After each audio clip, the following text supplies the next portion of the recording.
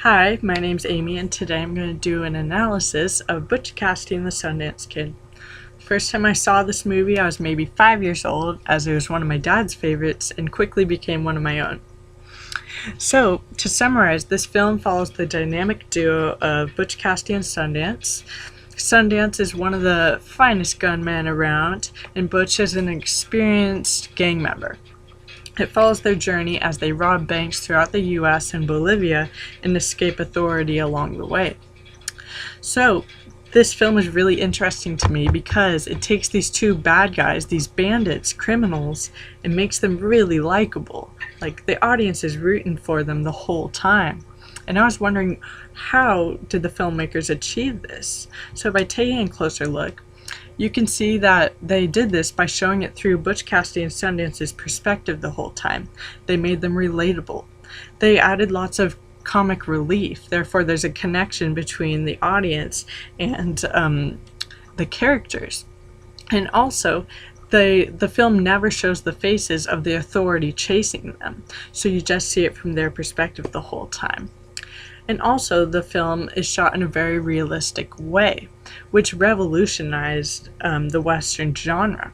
It opened up in a sepia tone coloring, which is traditional for Western style films. But then after the establishing shots, it transitioned into natural coloring, which let the audience know, hey, this is something more than a traditional Western. And then they used lots of natural lighting. Most of these shots were shot outside. No artificial lighting or very minimal was used. And this was important because the combination of natural coloring and lighting allowed for a really realistic feel.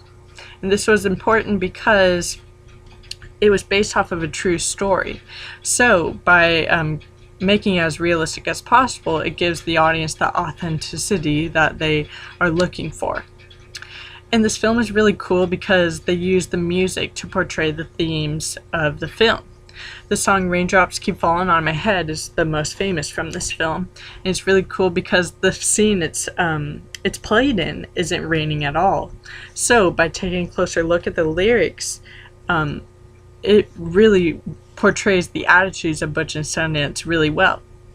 It says that nothing's going to hold them down, nothing's going to bring them down. They are going to stay true to their goals and their values no matter what. Worst comes to worst, they're going to keep going. And this is portrayed in my favorite scene where Butch and Sundance are hiding on a ridge and they're discussing options on how to escape from authority. They're running out of options. And the shot is a two-person close-up. Sundance is slightly closer to the camera than Butch, but they're not facing each other. And this gives a feel that Butch is kind of the voice of reasoning, as he's kind of above his shoulder. And they're discussing options, and then Butch proposes that they jump off the cliff into the river. So this shot is 45 seconds long, which is a really long shot. So the audience feels like they've been standing there witnessing this conversation the whole time, and they can really read the expressions of both the characters during this long shot.